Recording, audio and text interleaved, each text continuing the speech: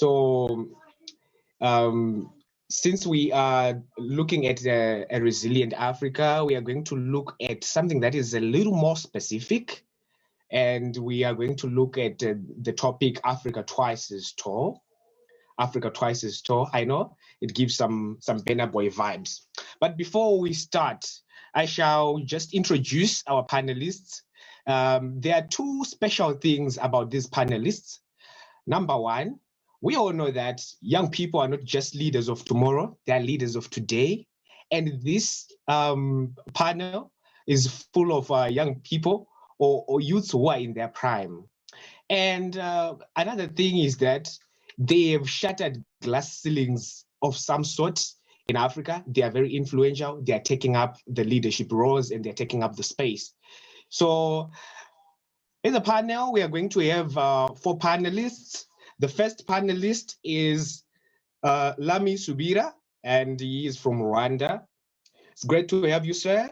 Lamy is an associate mass design, is an associate at Mass Design Group, Rwanda. So he is very much into design. He did architectural studies at Waterford, and he has also been involved in the Bridge to Rwanda cohort, and he has been facilitating that educational program. He is also an associate at Studio Architects and Urban Planners, a South African-based firm with an office in Kigali. So it's good to have you, sir. And then another panelist that we're going to have is Wabantu Hlophe. Wabantu is a Waterford alumnus. He graduated from Waterford in 2013, and he's also a Yale alumnus. He is a consultant at the world leading Boston Consulting Group, BCG, with experience in advising clients in South Africa and across the Middle East. He also went across the Middle East's first local electric car company and made it to a city-sized entertainment development 10 times the size of Central Paris. He is the co-founder of Satana Capital, a Joburg fintech startup aimed at and dedicated to providing working capital finance to small to medium enterprises in South Africa's informal sector. His startup received a $10 million investment from a South African venture capitalist in 2020. It will be very unfair for me to go without mentioning these two things. Me and Wabantu share a very deep connection because of two things. The first thing is that both of us follow Formula One, and the other thing is we are undying, passionate, and loyal supporters of Manchester United. Great to have you, sir, on the call. And another person that we're going to have as a panelist is Tashinga. Tashinga is one of our IB1 students at Waterford. She is very outspoken, and she's a Star Leadership Academy alumnus. So am I. In 2020, she took a gap year at the Star Leadership Academy to study leadership with particular commitment to service and nation building. She is passionate about young people participating in solving global issues such as mental health. We all know that mental health is a shadow pandemic. And she's also a peer-to-peer counselor at an organization in Zimbabwe. She's the host for Young and Dynamic Global Virtual Show. And she also participated as a finalist in the South African Ideas Festival in 2020, where startups across African continent were pitching their ideas. And then the final panelist that we're going to have on the call is Tanya Elizabeth Masiyiwa. She is the executive director of Delta Philanthropies, the chief executive officer and founder of Simba Education. She's also the executive director of Star Leadership Academy, as well as the co-founder, and also a board member of Cassava Smart Tech. Tanya is Harvard University's Leadership Council, is in the Harvard University's Leadership Council for the Center of African Studies. And she is also one of the women in Africa who have dared to shatter the ceilings and to show that the future is female. She is one of my role models, and she was our executive director when I was in Star Leadership Academy last year. It's great to have you again, Miss Tanya. So we're going to get straight into it, but before I move on, allow me to just pass the podium to our principal, Madam Patricia Ngoy, to give opening remarks. Over to you, ma'am. Thank you so much, Bongani. This is such an exciting end to a week. It's not the end of Africa Week, but it's definitely the end of the school week. And as all of the activities of Africa Week have been continuing, so has school, and so has the pandemic here on campus.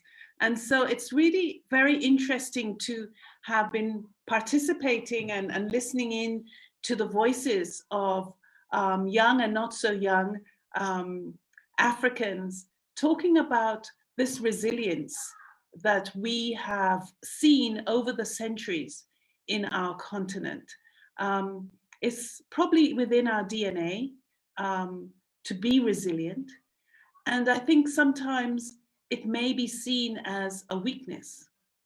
It may be seen as us not giving up, not giving in to others, as well, you know, they just keep going and going and going, and where are they going to? We don't even see where that may be. But every single country in the continent has shown and continues to show just how much we have, the journey that we have taken, and how much more we can walk behind us, beside, and in front of great leaders in our midst. And it's particularly important, I think, to have this group of young people on the panel, because each one of you has a very strong connection to Waterford in a way that maybe other panelists haven't. And we're beginning to have a conversation and a communication and a connection with Mass Designs. We have had a long relationship with the Masiyiwa family and, of course, Star Leadership Academy.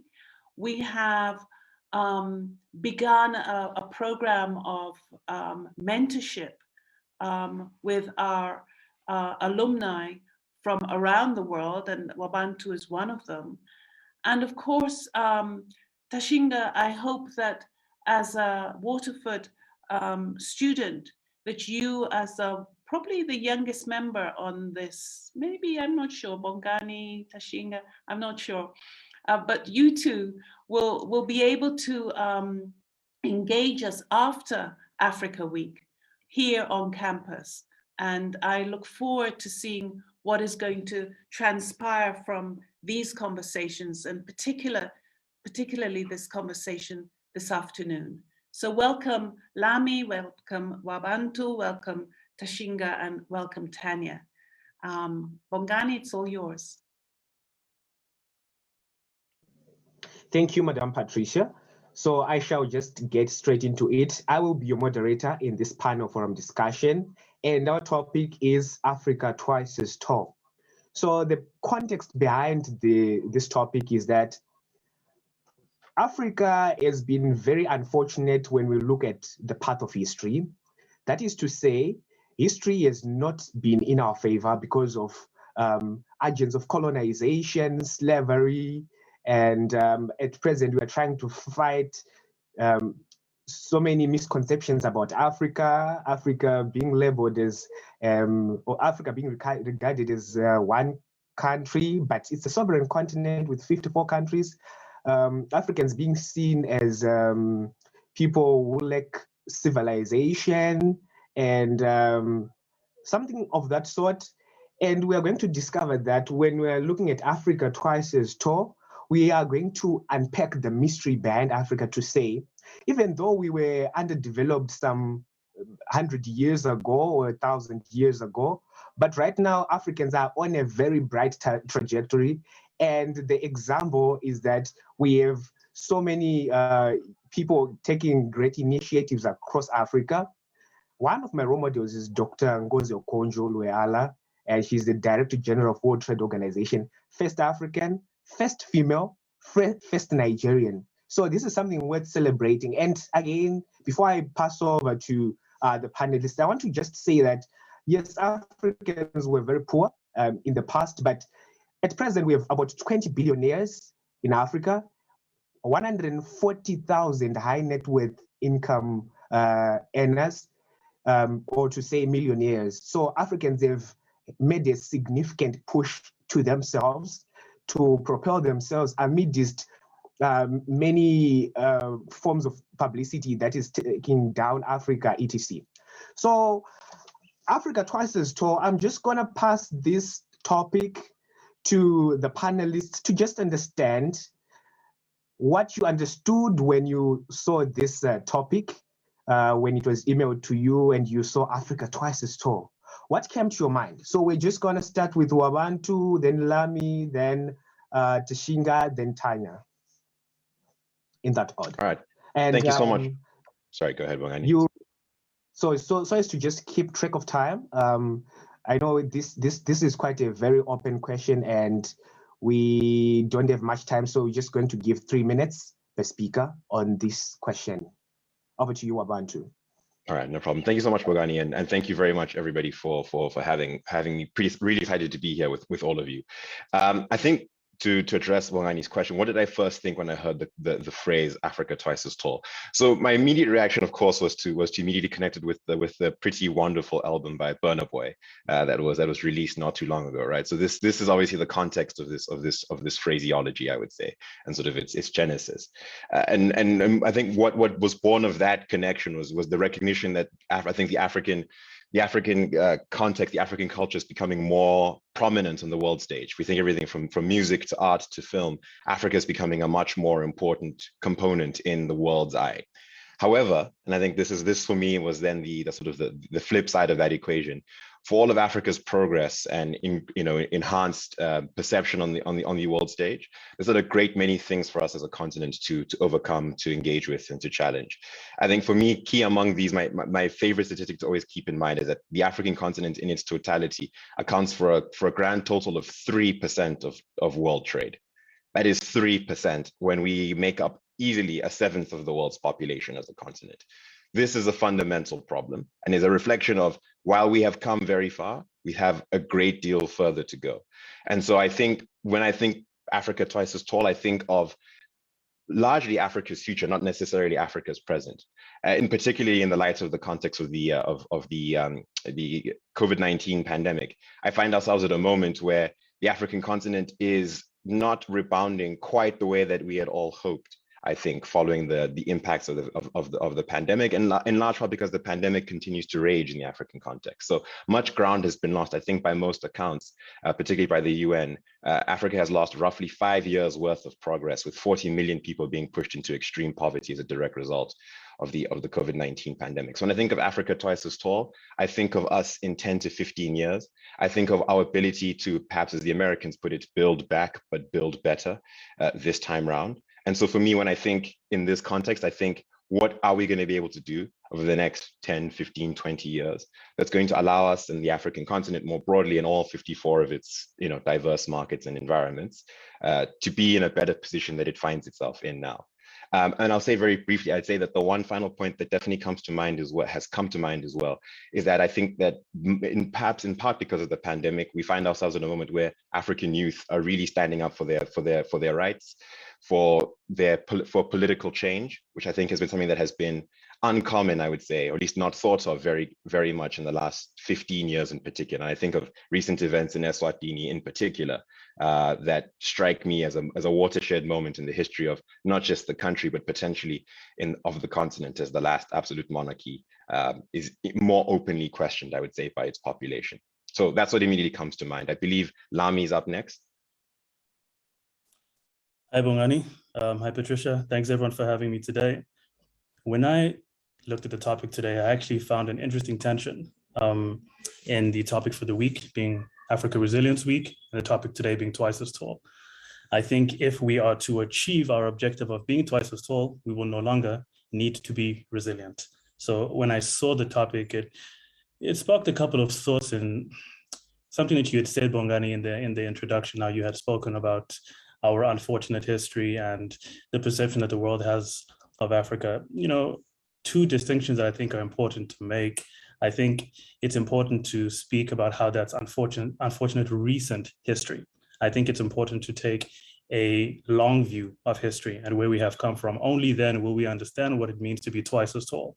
Because to be twice as tall doesn't mean that we are redefining the wheel. We are standing on the shoulders of cultures that were already here. Now, how those cultures are valued and perceived on the global stage is another conversation. And one of the most important things is how we perceive ourselves. If we can perceive ourselves and our cultures as being valuable, and we build on what those who have come before us have already built, I think that is what's going to enable us to actually be twice as tall.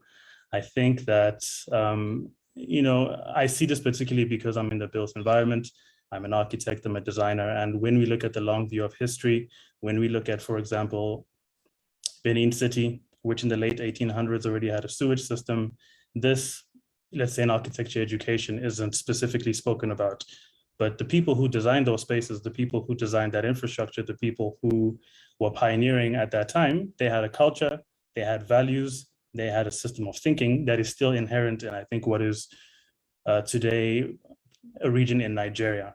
So I think when I look at Africa Resilience Week, when I look at today's topic of twice as tall, I think it's really important to understand where it is that we're coming from. It's important to understand the people whose shoulders we're standing on, why they made the decisions that they did. And I think that is going to enable us to be able to stand on their shoulders and to build on top of that. Thank you.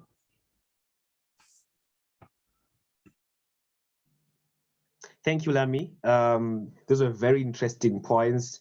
And something that I've found that was very common between what you said in Wabantu is the concept of rebuilding what was there. So thank you very much. We are proceeding to Tashinga. Let's bring in Tashinga's perspective into the discussion. What came to your mind, Tashinga? Okay, thank you, Bongani. For me, I'd have to say the first thing that came to my mind when I had today's theme, particularly Africa Twice as Tall, is one of Burna Boy's songs. It's actually called Africa Twice. It's actually called Twice as Tall, and it's twice as tall or level up. And he uses these phrases interchangeably. So in a way, Burna Boy is implying that being twice as tall is leveling up. And one of the lyrics in that song is that for me, I would have to be twice as tall for me to have a better view than I already have. And so this statement, it's like a statement of hope to us, especially young people, that we actually have the opportunity to level up, to ameliorate the situation in Africa, the standards that we have in Africa. So it serves as an opportunity as well as a statement of hope. And that's how I feel it as a young person. Interesting comments. For us to be twice as tall, we need to level up. We need to up our game. That's very interesting. We're going to get back to that specifically in a moment. But let's bring in Tanya's perspective. What came to your mind when you saw the topic Africa Twice as Tall? Thank you very much for having me on this panel. When I heard that it was the STAR students who were on the panel, I knew that I had to participate in some way, shape, or form. So it's lovely to see to share a panel with my STAR family. When I saw the topic, so I thought to myself, when you look at a baobab or a cedar tree, which are these massive, massive trees. I mean, the Bible describes a cedar as this extremely strong tree that's sturdy and that lasts generations and generations. And when I look at when you think of what the seed of a cedar tree probably looks like, it's probably not that much bigger than the seed of a tree that grows as high as my own height. So when I saw Africa Twice as Tall, I thought to myself, I'm not naive to the challenges that we have on the continent. When you look at the economic indicators such as GDP, when you look at, everything from education levels, when you look at mortality rates, etc., there is no doubt that the continent is behind, especially in comparison to the rest of the world. But when I thought of Africa Twice as Tall, I thought to myself, us as Africans, we've always been like a cedar tree. Right? A cedar tree, the minute it gets into the ground, it's going to grow into whatever it's supposed to be. And I think that the world has formed this narrative that Africans are behind, Africans are whatever it is that they say, but I don't actually believe it's true. I don't believe that my potential and the very being of who I am has changed by virtue of the fact that I'm an African. And I'm in the people business, right? Co-founded Star Leadership Academy with my mom. I head up the education portfolio at Higher Life Foundation, and I work in technology. And so I look at people as individuals, and I know the continent is one place, but it's a place that's made up of individuals. And I think that as Africans, we have such incredible potential. I just think the context in which we are in doesn't give us the platform to express that potential. When you look at what Africa looked like before colonialism and before some of the challenges that have happened to the continent, the very first university in the world was African. When you look at mathematics, the concept of counting came from Africa. Okay, Lamy mentioned sewer systems in Benin City, but the first sign of architecture was the pyramids of Egypt. When we look at some of the technologies around astronomy and all of that stuff, it began in Africa. The first university was in Africa because they wanted to teach religious scholars. When you look at engineering, some of the fundamental principles that underlie engineering already existed on the continent. Medicine, we know the first heart transplant happened in South Africa. Look at some of our industries. Coffee grows wild in Ethiopia. Someone then discovered that you can actually make it into something else. In addition to that, we all know that the continent is rich with resources. So Africa twice as tall, I'm already twice as tall. The context I'm in may not show the world that I'm twice as tall, but I think that when you look at us as individuals, you mentioned that the world, Africa is only X number of billionaires, millionaires, whatever it is, right? The world only has a few number of Black millionaires or billionaires. My parents happen to be one of them. I know the potential that I have as a person. I've seen what they have achieved. And it's much more than some people in Europe, Asia, America have achieved. So when I saw that twice as tall, I thought to myself, at Waterford, we are already twice as tall. But I do realize that we're in a context where many others probably don't have the opportunities we do. Interesting, very interesting. That's why Africa is referred to as the cradle of mankind.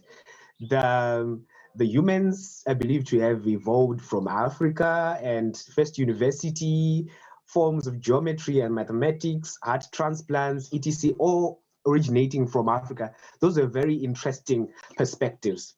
Now, let me just ask a follow-up question to what Tanya said. She said that in Ethiopia is flourishing with coffee. You discover that Africa is endowed with natural resources, a lot of them.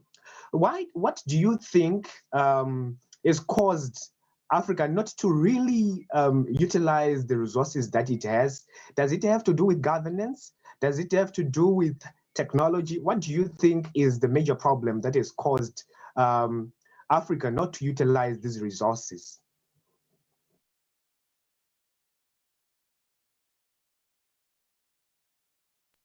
Do you want me to answer the question? Yes, you can respond to that. Okay, so I think that I'm not a historian. I just, have read a couple of things the way that we've read them. So if anyone knows some of this stuff any better than I do, please feel free to chime in. When I look at just slave trade, right, we've gone through a number of challenges. And when you look at slave trade, they literally came and picked the strongest, the smartest, put them on a ship and took them somewhere else. Now, if we arrived today with a ship to the United States and took the whole of Silicon Valley and sucked all the smart people out of Wall Street, what would the United States look like? I very much doubt that it would look the way that it looks like right now. And so when I look at the history of Africa, there are some challenges that we faced. We did go through generations of losing the strongest and the best. And at the time, we're a very physical continent. We built things, we built bridges, we built boats. Now you take that talent and you suck it out. We had to start from a place that was extremely difficult. In addition to that, we do experience a lot of inequalities. The latest one is vaccine inequality. Now, when it came to the vaccines, Africa had the money. We are not a rich continent, but our governments were smart enough to set money aside and say a vaccine is coming, we're gonna need to vaccinate our people. We went with our cash and they wouldn't sell to us. So we do experience inequalities. And so that context, we have bad governance. You know, we started the Leadership Academy because we know in Africa there's a leadership crisis. There is no doubt that our fundamentals don't give us the platform to thrive. But there is also no doubt that we've had to start from a place that is more difficult than others.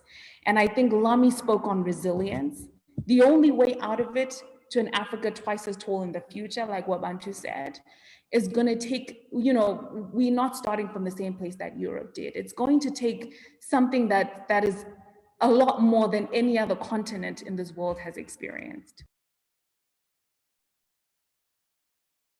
Thank you very much. If there's anyone who would want to give it a shot on amongst the panelists before we move to the next prompt. I Yes, believe please. Lamy has his hand up. Yes, I do. It's really interesting, Elizabeth, that you spoke about the slave trade, because I was in Ghana earlier this week, and I was speaking to a few, you know, architects, people in the industry, just the everyday person, about the effect of the citizenship that they're giving African Americans, the descendants of the slaves that you say were taken 400 years ago. And some people have moved from the US into Accra, but when they land in Accra, they still land, this is to Bongani's question, they still land in a context, and context is man-made. Context is not a vacuum. You know, we are not born into undefined space. And when we ask ourselves the question of why has Africa not realized its potential, I think that's a very, very broad question. And I think it's important to remember the way in which the world broadly works. Unfortunately, not all means of work have the same value. So the way, unfortunately, that the system is set up, the way that the world is set up, the capitalist structure that we live in, basically requires someone to lose for someone else to be able to win. I think we all understand essentially how that works. It is not a coincidence that people will be paid basically, you know, unlivable wages in Bangladesh, in the Philippines, to make clothes, to make brands that are sold in Paris, that are sold in London, that are sold in New York. The system exists, and Africa, unfortunately, is in a position whereby we have, I think, unfortunately, internalized the lack of value that has been projected onto us.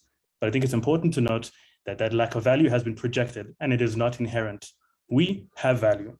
Now, and this is what I had said earlier, what we think about ourselves is the most important thing. Because if we think that we deserve better, we will fight for it. If we think that we deserve to be twice as tall, we will demand that from our government. So even if there is bad governance, it is about whether or not we choose to accept that bad governance. That's what's extremely important. And I'm speaking from Kigali, Rwanda, which is a very interesting place to live, because Rwanda and South Africa essentially both restarted in '94 for two very different reasons. And I would say South Africa is an incredibly rich country, really just a wealth of people, human resources, minerals, infrastructure, education, everything. But governance, I think, has been a challenge. Rwanda is the complete opposite, where we lack infrastructure, human resources, education. But what we do have is a very, very good level of governance. And what the governance is built on, honestly and fundamentally, is just we deserve better. So I think it's very important to note that what will make us go forward, and as much as we understand these metrics of GDP, millionaires, number of billionaires, all of these are important and they matter, but the most important thing is we must value ourselves first, and then everything will follow after. Thank you very much. One of the pressing issues in Africa, especially within Africa, is trade. We discovered that some trading blocks are becoming ineffective to a certain degree. And this has caused the paralyzation of trade in between countries. So this question is really directed to Wabantu, but any other panelist who wants to take a jab at it can do so after Wabantu. So Wabantu, I understand that you are a consultant and you also studied politics and economics. So I wanted to ask you what you think is the key to unlocking intra-African trade. What do you think is the key to unlocking intra-African trade?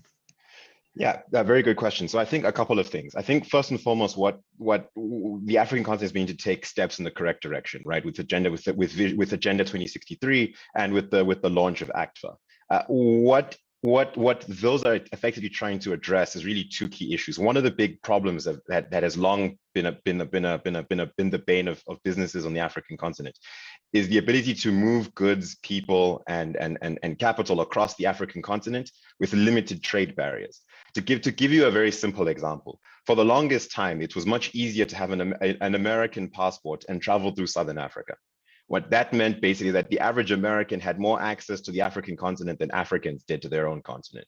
This, to a large degree, continues to exist. But I'm also happy to say that much is beginning to change. I have been to Rwanda many times very recently. And one of the really cool things is that on my lowly Swazi passport, I can arrive no questions asked and be in Rwanda for 30 days. What does this mean? It means when I'm looking to engage in any amount of business or trade or engagement with any other businesses across the continent, I'm able to travel more easily. And if you're able to basically replicate that particular reality to as many different aspects of what goes into building businesses and therefore driving trade, this is exactly what's been missing and something that's beginning to change. However, we're not fully there yet, right? So ACTFA has been introduced, but it's not necessarily been adopted fully. We also, I'm sure many of us heard and probably laughed quite cynically when it was announced that there would be an Africa-wide passport, the AU passport, which many of us have still never seen in real life, let alone have any conception of when it'll actually become a fully realized vision, right? And this again speaks to the problem I think that Tanya and Lamy were really beginning to speak to, which is while a great deal has happened over the last 400 years, parts of the problem that Africa faces, I think today, and this for me is where I tend to focus things, is since our wars of independence in the 60s and 70s, there's been a great deal of opportunity for our leaders to make certain decisions. And more often than not, the leaders have not made the decisions in favor of their populations, but rather in favor of themselves. And of course, this relates to broader socio-political contexts, neo-patrimonial politics, politics for the stomach, and so on and so forth. There's many of these additional theoretical factors that sort of drive and shape how the African continent, how Africa's leaders tend to operate to make decisions. But that's an insufficient excuse, frankly, in 2020 to 2021 at this point. And so I think Lamy put it as, how much are we willing to accept? I wouldn't quite frame it in that way. I do think that there's something tangibly different between fighting wars of revolution when you were in Europe in the 1300s and war was fought a certain way. When you fight in the present day, it's modern warfare, and it's very difficult to overthrow governments when they have AK-47s. We can't underestimate the extent to which change is a particularly difficult and painful in both blood and treasure process.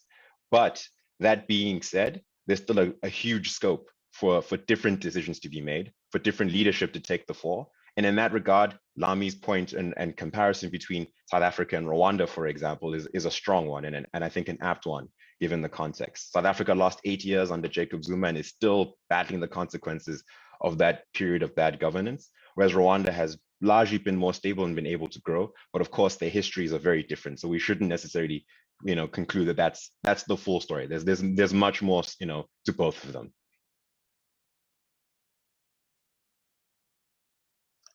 Very true. You raised a very important point with regards to leadership of and politics of the stomach. That is a very interesting subject that we would want to actually revisit. And when we talk of politics, we are looking at our leaders in the African context, and we discover that in some cases we've had some leadership crises, etc. And young people recently have started taking over the initiative to start occupying spaces to lead. The evidence is you, panelists. I believe that you are young people, young Africans who are in their prime. So this question is directed to Tashinga, I suppose. You are the youngest person on the panel, and of course, apart from me. And Tashinga, what do you think about young people taking leadership? Based on the statement that young people are not just leaders of tomorrow, they are leaders of today. What's your input on that?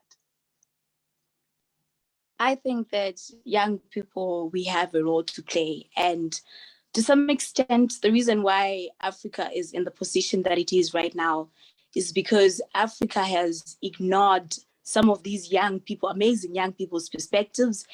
And so, like I said, when I gave my introduction and I talked about the theme of today, that young people, we have a role to play in making Africa twice as tall as it is. And when we talk about leadership, it's not necessarily politics in a sense, but when we talk about leadership, it depends with the context that you're referring to. We have young people taking up leadership posts in sporting activities, in entrepreneurship activities. We have Miss Tanya Masiyiwa here. She's a young person and she's doing phenomenal works. That itself is a step in making Africa bigger than it is right now. So young people, it's very important for us to take part in leadership initiatives, start up different projects. I myself, I think I'm doing something into the world. I'm actually contributing something into the world, to Zimbabwe, my country of origin, to the nation, to the industry, the various industries, to Waterford, Kamhlaba, and the African continent in general. So it starts bit by bit, and it's not going to be tomorrow we wake up and Africa is, wow, it's the first continent in terms of trade, it's the first continent in terms of discussions, in terms of billionaires. It starts bit by bit, and it starts with the young people taking up leadership positions, taking up initiatives, and helping the continent to grow.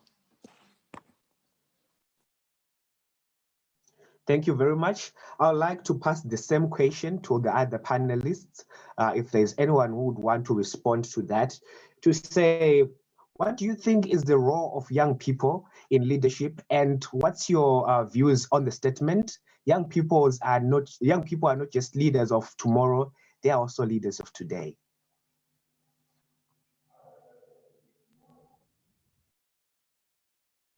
I mean, young people are almost certainly leaders of today. I mean, leadership is displayed in many different ways. I think that as young people, we need to be aware of the fact that we have so much to learn. You don't just wake up being able to lead people. And I started my first company at 23. By the time I was 26, I was serving on the board of a publicly listed company. I have been in leadership positions for quite a while now. And the one thing that my parents always taught me is to have the humility to know that that there's so much for me to learn, that whilst I have the opportunity, I also have a responsibility to extend myself so that I can serve in the role that I'm in.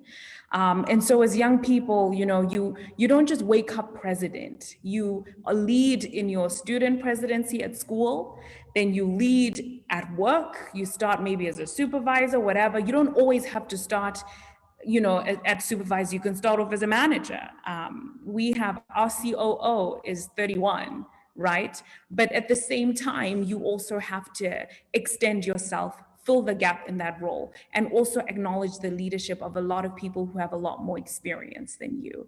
And so I think for those individuals who want to be leaders, it's important. But I also think it is critical for leaders that are much older to hear the voice of young people. Young people make up majority of the population on the continent. Now, hearing our voice doesn't mean us looting or protesting, etc.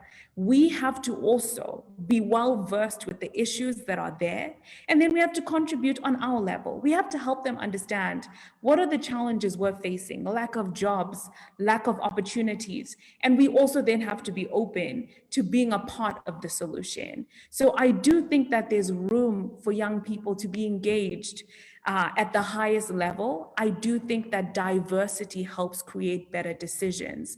And diversity isn't just gender, race, it is also age. But I think as young people, we have to have humility and we have to be open to collaborate.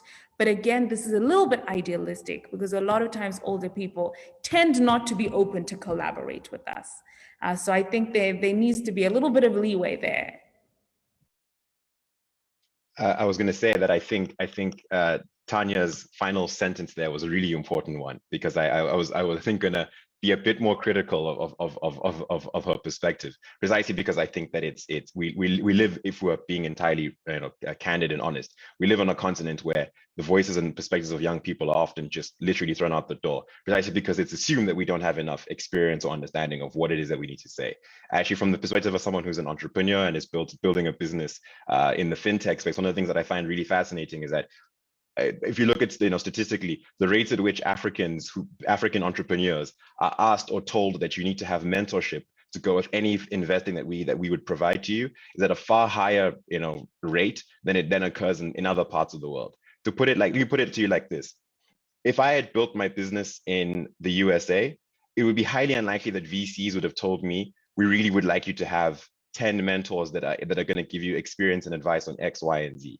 But those same Western VCs will come to Africa and tell me, no, you need to have experience and understanding of how to build these businesses, when they have no basic understanding of how economies, politics, cultures, environments work, right? So we need to be extremely careful at the notion that young people are not ready to lead, because if I look at Justice for Tabani, Fees Must Fall, Roads Must Fall, End SARS, and any number of movements anywhere on the continent, they're young people who are younger than everybody on this panel right now leading them, right? They're 16, 17, 18-year-olds who are not just changing the faces of their communities, they're changing the way the politics of their entire countries work. I think that it should not be underestimated or understated the extent to which young people are ready to lead now, because they are. And I think when we come from that from that basic angle, I think we recognize that really we don't have time to be patient anymore. We have languished far behind the world. And I think, especially when we think in the context of the tech revolution, as it's changing in the fourth industry 4.0, as we think about how the world is preparing itself in the future of the way trade and business and economics are going to work, and it be all the more tech oriented. If we fail to act now, we're going to lose another century's worth of growth and development and change, because young people are not at the forefront of the conversations that they need to be leading. So yeah, I'm not convinced that young people are not ready to lead. I think they are. I think they have been. I think they will continue to be. It's just a question of whether we recognize them or not.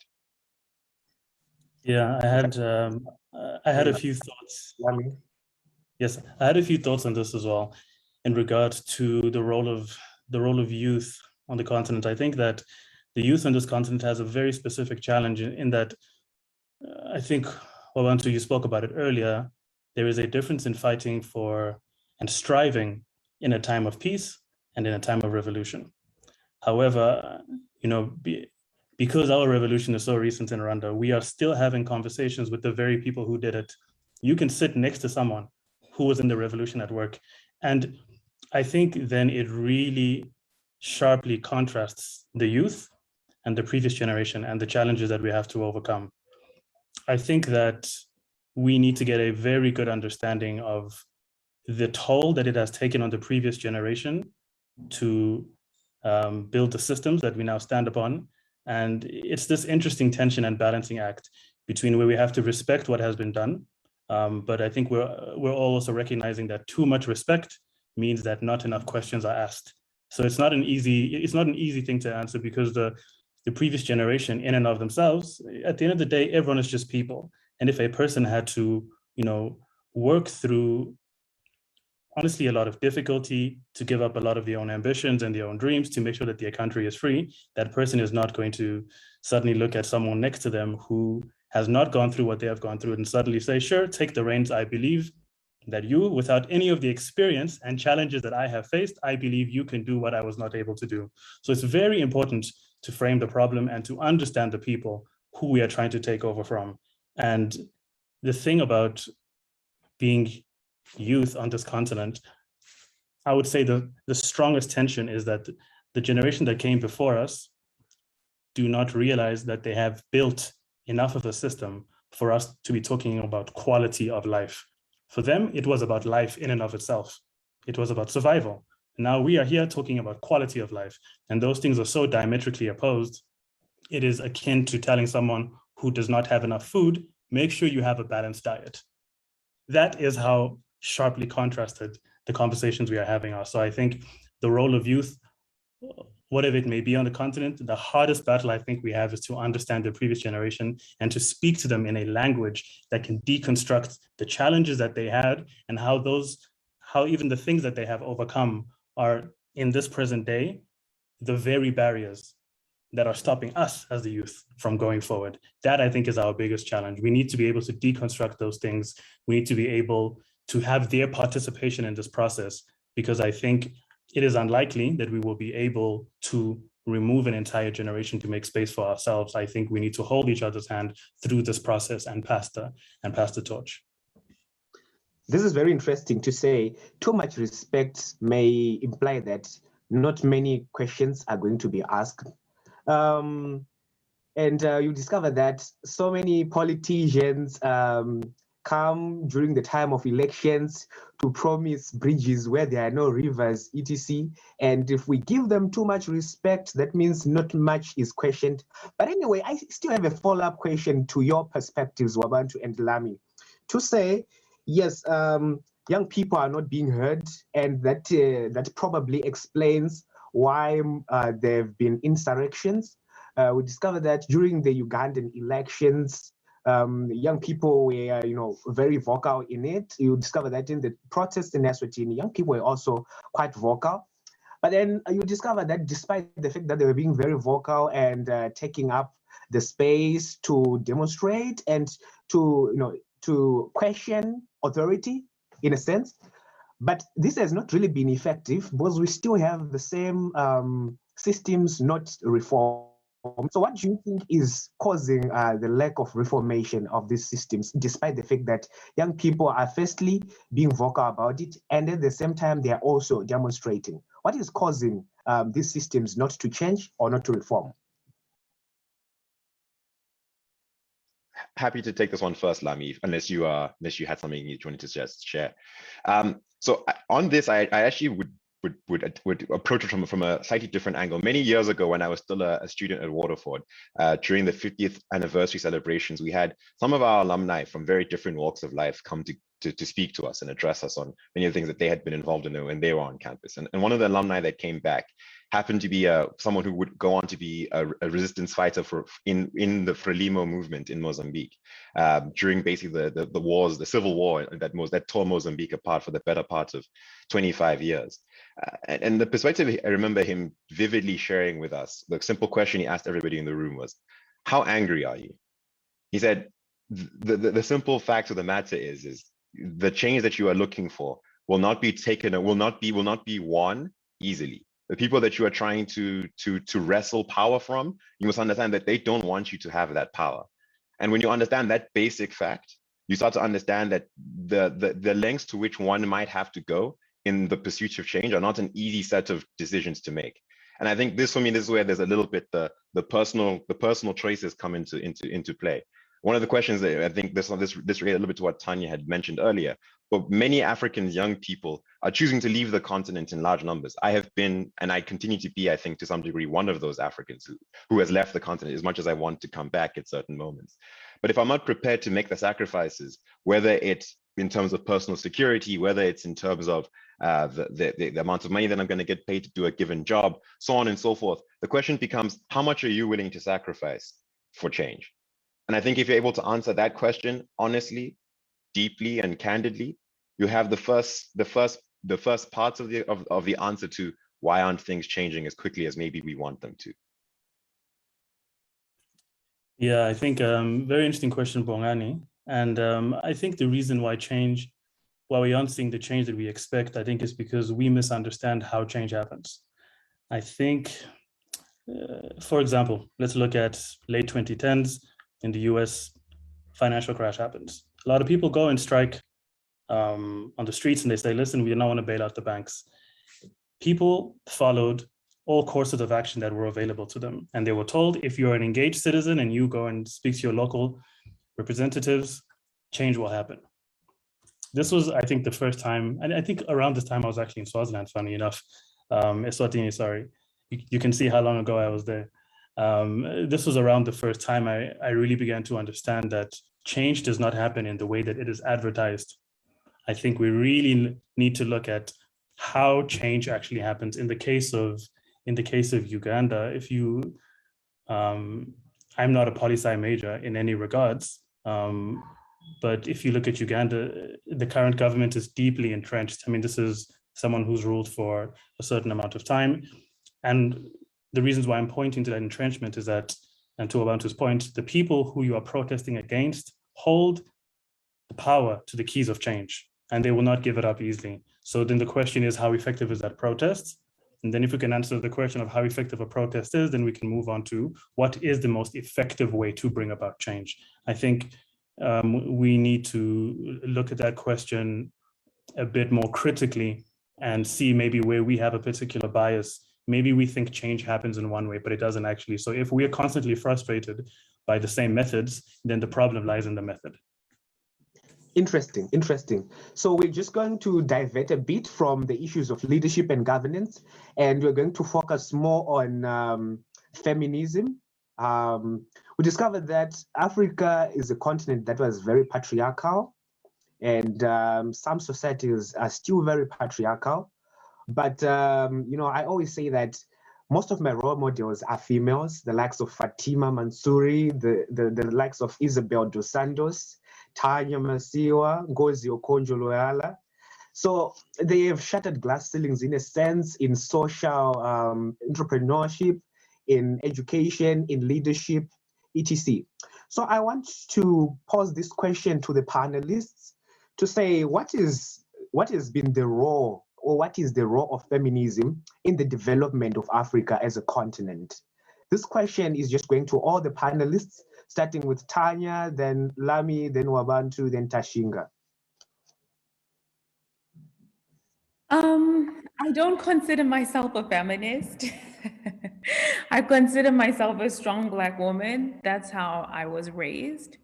I think that the research shows that when you empower a woman, you empower a family, you empower a community. And so even in the development space and in the work that we do, we know that it's extremely important to fund women, make sure that women have an opportunity to go to school, make sure that women are aware when it comes to health indicators and things like that. They are usually the primary caregiver, even when we look at the next generation. And also research has shown that if you're going to give money, donations, that if you really want the money to be invested in children, you're going to have to give it to the woman. So I'm a strong believer in girl empowerment in everything that we do. We look at women indicators in our scholarships. It's always a minimum 50-50. If it tips the other scale, we tend to be biased towards giving more women an opportunity. We encourage women in STEM, etc. And we found at Higher Life Foundation, initially, we actually had policies in place that said that, you know, when it comes to the Joshua Nkomo Scholarship, we have to do it 50-50 and make sure that women, the female applications are looked at to make sure that enough women get the scholarship. Then one day we didn't need the policy anymore because more women were qualifying for the scholarship and they were far more qualified than the guys who are applying. And so there are a lot of strong Black women. I look at how I was raised, and I think that our narratives are very disappointing. When I look at my own family, my parents started their business together, and yet my mom is not on any billionaire list, but she's equally as much of a billionaire and a female entrepreneur as my father was. And I think it's so sad that she's not recognized for the amount of work, tenacity, blood, sweat, and tears that she's put into building the company. And yes, she has built the company. And I think that as women, we kind of tired of fighting for our space, but we're not giving up. When it comes to leadership, I mean, we are great female leaders, but oftentimes we're not considered by virtue of the fact that we're women. So I think that our generation has an opportunity to change that. We need to have conversations with both men and women. You guys know that we have potential. You know at STAR, with our first cohort, our strongest students were the female students. I'm not even going to be shy about that. So I think that the men in this generation need to openly acknowledge that we are equally sometimes tougher competitors, and we won't have to have this feminist conversation anymore. Thanks, Bongani. That's a very interesting question. I do consider myself a feminist. And it's really interesting because I actually think it's a hazard to not be a feminist in this day and age. If you want to share your life and your space with people around you, because I think, you know, I believe that systems really define the way that we operate. I know that there's a certain level of individuality and choice and freedom in our choices, but you know, the systems are the context into which we are born to. And the challenge, I think, with feminism is not enough, and challenges for women in general, I think not enough people, and by people I mean mostly men, myself included, we don't make the effort to be educated enough and to really understand how prejudice works, and to really understand that we are not facing the same challenges. And to Elizabeth's point, I'm not surprised that the top students in the cohort were female. The top students are always female because we have entirely different challenges, especially in this continent, where you are told that you have to be married before what age, and before that certain age you need to have achieved this and this and this. So we're working on entirely different timelines. But even that premise, even that measure of success in and of itself is based on prejudice. To say if you do not have a child by a certain amount of time, your value in society and as an individual is diminished. So if we really do not understand what feminism is, if we really don't understand what prejudice is, we're not going to be able to dismantle it. And unfortunately, the people who are standing in the way of that are most likely men like myself, because I think that even when you think you understand, you don't really understand. So I think a constant education is important. Being humble is extremely important. And we just need to admit that there is a perception, simply put, that women do not have the same capacity as men. Many people think this. It just is a fact of life. It's unfortunate, but we need to admit that so that we can honestly start to change that. So I mean, I agree vehemently with both Lamy and Tanya. What I would say is maybe to just take it a step back first is what is feminism, right? In the simplest definition, in my understanding, feminism is very simply the radical notion that men and women are equal. And in that regard, I am 100% a feminist, right? And I've considered myself that for a very long time. I think the question then becomes, in when we start to now project forward, what do we need to do as a society, as a continent, to make this basic understanding of what feminism is more ubiquitous? Because I think part of the challenge, and I think this speaks a little bit to Lamy's point, particularly amongst men, but even generally in just across a variety of cultures and societies across the continent, and frankly across the world, this is not a problem that is unique to the African continent, is a basic misunderstanding, or rather a disinterest in trying to understand what feminism means and what it means to have women empowered. And in many ways, that the other side, or the other part of the equation of feminism, which I don't think is often talked enough about, that also it's about breaking down gender roles and expectations that are unduly placed on men, which ultimately make both the lives of men and women better overall. And I think that when we start to really think that being a feminist is quite simply not just being pro-women, but it's also being pro the betterment of society overall, when that is fundamentally and basically clear to everybody, I think we're going to have perhaps an easier time communicating to everyone that women empowerment is the empowerment of all. And I think the continued failure to do that basic truth, I think ultimately just leads us down a dark path where we're not going to really make much progress. And I think there's much to be done. I think largely it will be done by our generation and the generation to come. I mean, I will say this, Bongani, everything we know, we are taught, okay? We don't have to prescribe. There's the challenges of the previous generation. We don't always have to carry the wars and challenges of the previous generation into our own. If you are a CEO right now, why aren't you paying the man and the woman the same salary? This generation doesn't have to be told. We already know. I just don't think that we should, I think we should just decide. Sit there at Waterford and decide men and women are equal and live like that. It's the previous generation, and let's not carry that challenge over into this. Let's pay women the same that men, let's pay men and women the same.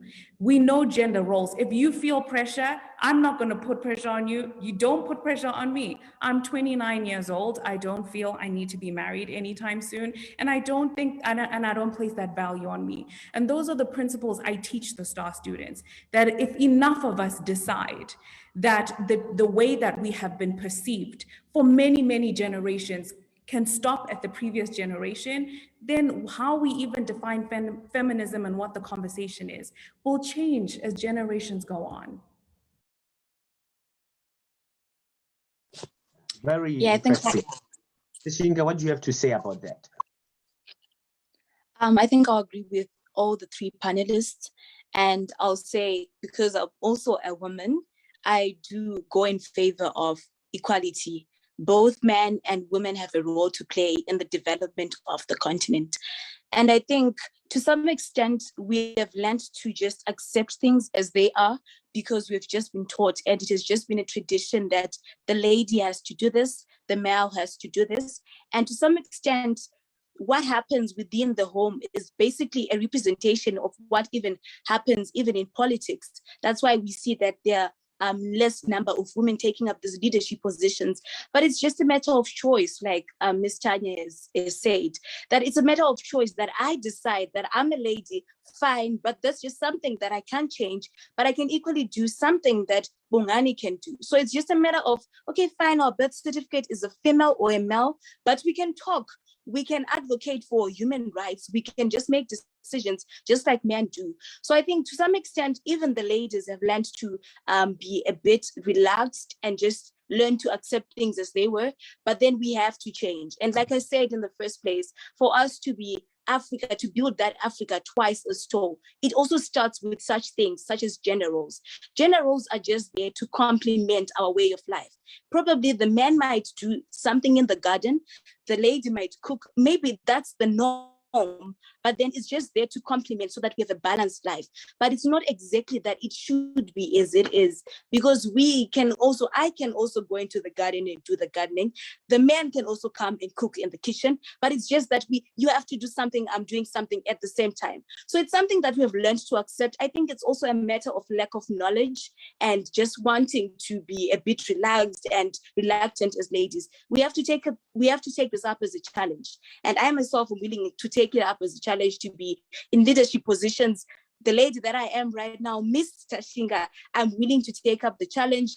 Who cares if I'm 35 and not married? We have to take up the challenge as ladies. We can also do the same thing that men can do. This has been a very interesting topic, and I feel that we might just need the whole night to unpack so many perspectives and angles that we can take the issue of feminism and equality in order to arrive to an answer. I don't think we'll ever arrive to an answer, but what I'm simply getting from all the panelists is that men and women are equal. That's a fact that we cannot deny. And if we are saying that we are contesting for the position of CEO, both men and women in that organization can contest without giving special preference to whomsoever or to whichever gender. It's just a matter of the birth certificate written male or female, but does not define what you can do or the capabilities that you can have. This is very interesting. We're just going to wrap it up because we don't have much time with this question that is just going to all the panelists.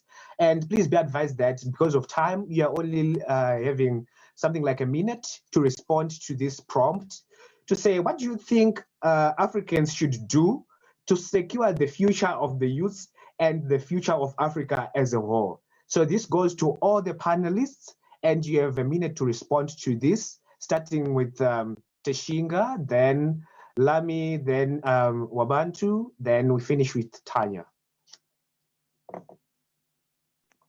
Bongani, may you please say out the prompt question again? All right.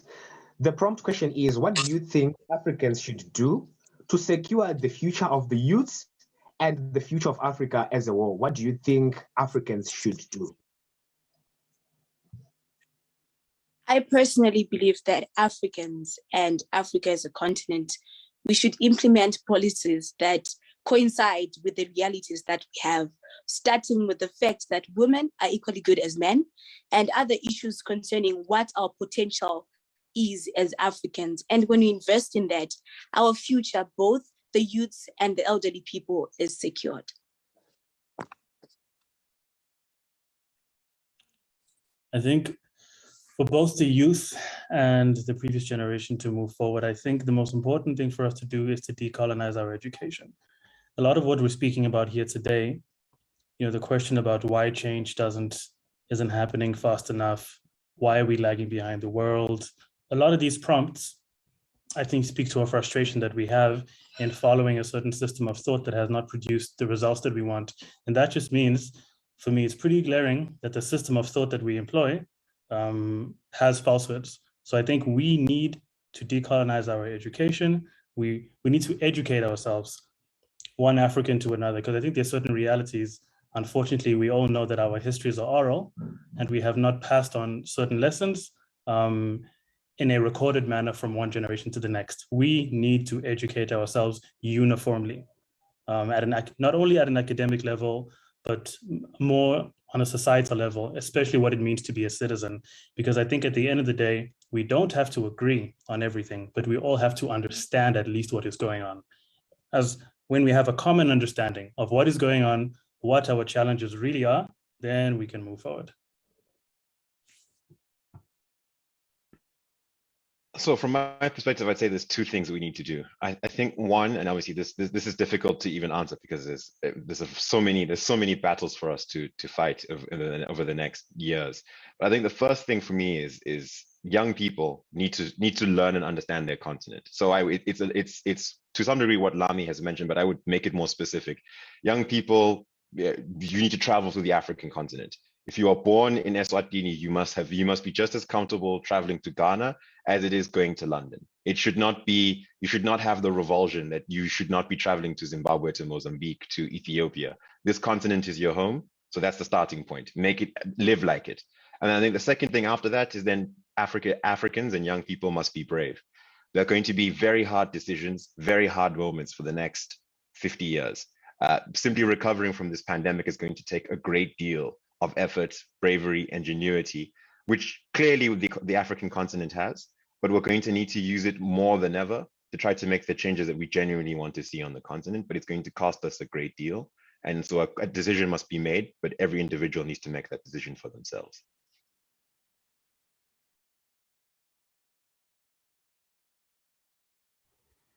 I think I'm just looking now at the panel that I've been a part of, and I mean, Africans are incredibly bright, talented, and I mean, the things that Lamy and Wabantu have contributed, it's absolutely incredible, and Tashinga as well. I think that, when I am in moments like this is when I realize that I'm privileged to be an African, and it's amazing to see the incredible potential that Africans have. I think that as young people, we have to keep fighting for the future of our continent, and we have to do it innovatively. We have to innovate to a point where there is no choice, where the previous generation and the people around us have no choice. We've leapfrogged when it comes to mobile banking. We are leaders in the world when it comes to fintech, but we need to ramp it up a little bit. And I think there's many things you can say about what can happen, but I think we need to support each other. When an African invents something, we need to use it. If an African is starting a business, we have to be customers.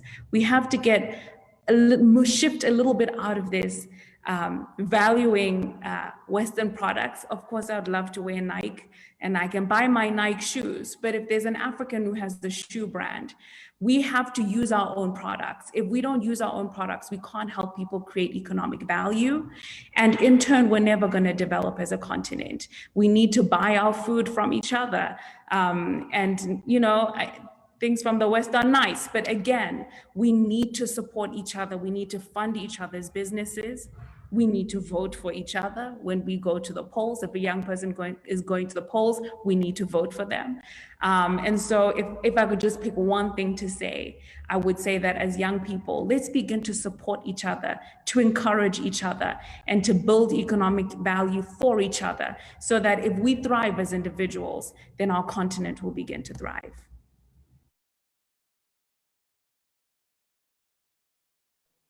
Thank you so much, panelists, for those contributions. It's quite a lot to chew, and it has been a pleasure. I just want to ask the attendees if they have specific questions for the panelists. Please feel free to post them in the chat. We're just going to spend about 5 minutes on the questions before we close. All right, there's a question from Owenkosi. She is asking what the meaning of strong Black woman is. What does strong Black woman mean? It's a question from Owenkosi. If there's any panelist who would want to take a jab at that. Okay, so I called myself a strong Black woman, and that's how I see myself. I think that I've experienced so many of the challenges of being a Black woman that when I look at the roots of the feminist movement, I 100% believe in all of them, but the challenges that we have as Black women are a little bit more, okay? It's even harder. So feminist, so that's why I said I don't call myself a feminist. It was just a personal choice. I think I experienced the challenges of being a woman, but when you get out there and you're a Black woman, you sweat a little bit. So it was just a personal preference of how I define myself. But we're also fighters. So I also mean I will fight for space and I'll fight to succeed as well. Thank you. So Right, sorry. another question. Go ahead, Bongani. Okay. If you had a response to the previous question, please just respond to it. No. I saw a comment from I think Masiyiwa about the independence mindset, which I thought was interesting. Okay. Let me just read it out before you answer it. So Masiyiwa asks, some argue that as Africans we are stuck in the independence mindset. It's how we move in the political space. How long will the conversation of colonialism factor into Africa's rising? How long will colonialism be a buzzword for the African? Wabantu seems very energetic to give a jab at it. Please proceed. Yeah, so I find that a fantastic question because it's a thought that I've been sort of toying with for some time and sort of battling how I feel about it.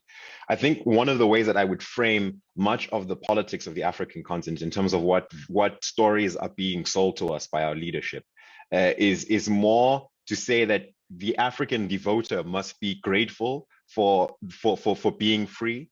That the reason that you get to live the life that you even get to do is precisely because of the sacrifices that I, as the elder statesman, as the father of the nation, usually because of the sacrifices that I made. The problem is that when you then project that thinking forwards, what you have is a vision of the future that's based on the absence of negativity, which is to say, because you no longer have apartheid, therefore you should be grateful and therefore you should continue to vote for me, rather than a vision that's based on a positive, a vision that is based on having something that's being added. In other words, there's very few African leaders, if any, that come to mind, that when they position themselves or their thoughts to their population is to say, we're going to become like, there's a vision of the future that's based on something meaningful and valuable. So for example, be something along the lines of, rather than saying, you're not going to be hungry, it's going to be that you're going to be able to build large scale mechanized farms. It's going to be, rather than you'll be able to sell fruits on the side of the street, you're going to be able to become one of the largest supermarket chains on the African continent, right? It's this scale, the scale of thinking is therefore is inherently held back by us constantly defining our future in terms of simply being a mirror or a reflection of the past. And only when we break that chain of that logic in the way that we define our visions for the future, only under those circumstances then we start thinking meaningfully about what Africa can be in terms of, this is what I think that the African continent in terms of its future, from the politics to the economics, what clothes people are wearing, walking down the streets. If we don't think in those terms, we're never going to think meaningfully about what Africa can be or what it should be, or more importantly, what we want it to be. And I think that's where the gap is for me. Thank you very much. What I really got is to upgrade our scale of thinking, and not just to be tempted when the leaders perform their duties that are quite mandatory to them. For example, ensuring that during the pandemic we secure vaccines, etc. We need to be very critical about how they conduct their things. In a sense, you don't applaud a clock for ticking. That's a Zambian problem. And then the last question that we're going to have from the chat box, and I think, okay, there are two more questions. I think Damon's question is the last one, but I will start with Selumeli. I don't know if it's a she or a he, but Selumeli asks, to what extent is the phrase educate a woman, educate a nation true? To what extent is the phrase educate a woman, educate a nation true? This goes to only one panelist who would want to respond to it. I'll take that up, Bongani. It's to a greater extent, when you educate a woman, you educate the nation. Because women, like I've said, have a role to play in bringing up the nation, in building the nation. So when you educate the other gender and you leave out the other gender, we are only living up to 50% of the potential that we have. But when you educate a woman, and I'm assuming when you say educate a woman, you educate the nation, we are also referring to the inclusiveness of men in that panel. And so when you educate both sexes, we are in a way fighting for 100% potential being shown and being floating to the surface. But when you educate just one side, we are in a way waiting for 50% results. And so when you educate both, we're aiming for greater results. Thank you very much. If you are educating both, you are aiming for 100%. Educating only one side is just 50% of the potential. Last question that we're going to have for the day is from Damon. Damon says, my question is, where do you see our Africa if these old guys continue being our leaders and not giving us ESA? I think that question has been responded to, but I'm just going to make that a question for only one panelist who would want to respond to that as well. So Damon says, old guys, I don't know which old guys those are, but I suppose we all know the context from which he is coming. But then, yeah, if there is any panelist who would want to respond, to say, sure, where do you see our, if these guys continue being our leaders and not giving us ESA either? Yeah. Yeah, I think I'll take that. I think Wabantu had said it earlier. The honest truth of it is, you know, how much do we want freedom?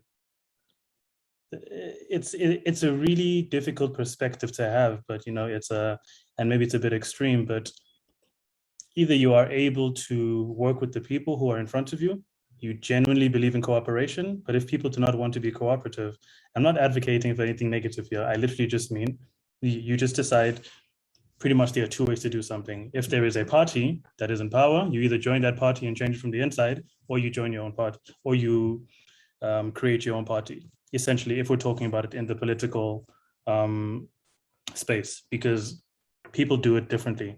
Earlier, I think one of the panelists had spoken about living outside the continent in as much as they wanted to live in the continent. I myself, when I had left Eswatini, thought that I would also go live outside the continent because I thought that I would be able to change the system by forming my own ideology. Now I'm doing the opposite of what I thought I would do. I live on the continent and I'm changing it from within. So if one doesn't work, you have to do the other. But the price of doing the other, that is always a challenge.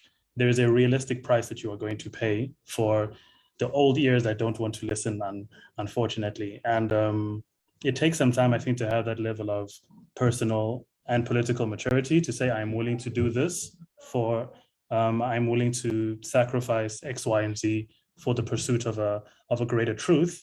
But I do think, unfortunately, that's the only path available. Thank you very much, Lamy. And this brings us to the conclusion of our discussion. The topic was Africa Twice as Tall. My name is Bongani, and I was the moderator in this panel discussion. Now, before we just adjourn, I want to acknowledge a special man in this discussion or in this panel forum. Mr. Polycarp Wekesa. Mr. Polycarp Wekesa is our patron for Africa Week, and he has been helping with the organization of this event as well as other Africa Week events that we have been having since Wednesday. And he's been guiding us on the best ways to tag with his wisdom. Allow me to just acknowledge Mr. Wekesa and thank you for being with us and for sacrificing. So, all right, thank you very much, attendees, panelists.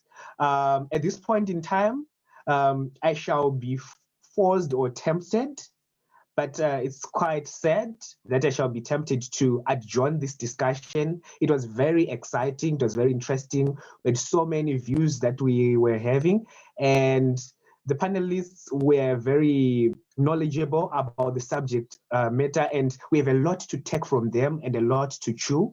So at this point in time, allow me to say that thank you very much, panelists, for being with us, for us accepting the invitation to discuss Africa Tiles Restore as we move towards a resilient Africa.